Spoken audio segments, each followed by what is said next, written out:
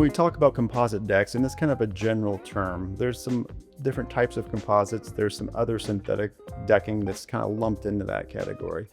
The majority of the industry, most of composite brands are what we call cap stocks or cap composite boards. And those are WPC plastics. Those are wood plastic cores with plastic shells that are extruded out over that board. And that's what gives them their stain and fade resistance. Most of those brands use a plastic called HDPE. It's a high density polyethylene. It's a very durable, scratch resistant material, and they'll put a UV inhibitor in there to prevent it from staining. You also hear of a product called PVC or polyvinyl chloride, which is kind of lumped into composites. It's really not composite. It's a purely plastic material, and it's got a benefit that composites don't, is that it dissipates the heat a little bit better. But the one detriment to it is it's a little softer, a little more malleable, so it doesn't mitigate wood framing movement very much, and it also can scratch a little bit easier. So, and it generally runs a little bit more expensive than a composite deck. The composite brand that we use the most is called Deckorators, and they actually use a plastic called Surlyn to encapsulate their board. And Surlyn is the same plastic that they use on the coating of golf balls, and they use it for prosthetics. So it's a very, very durable plastic.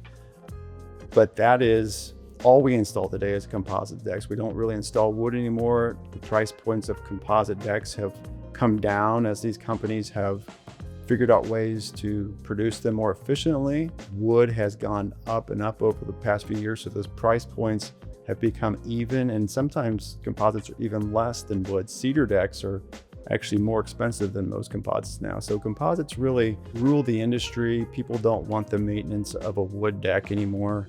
Almost all new homes have composite decks on them. So that's what people generally expect as a composite deck. With a wood deck, you're gonna be cleaning and staining that deck every 3 to 4 years at a minimum. And your flat surfaces, the flooring, the top of the handrails, the stairs, you're gonna be doing that every 1 to 2 years.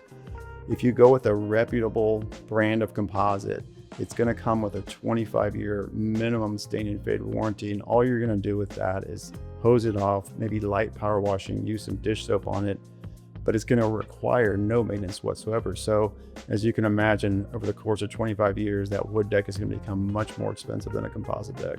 Composite companies all have different collections, so they'll have 3 or 4 different collections, and they try to stay strategic in differentiating those colors as they go from one collection to the next. So in one brand of composite, you may have 15 or 20 different colors to choose from.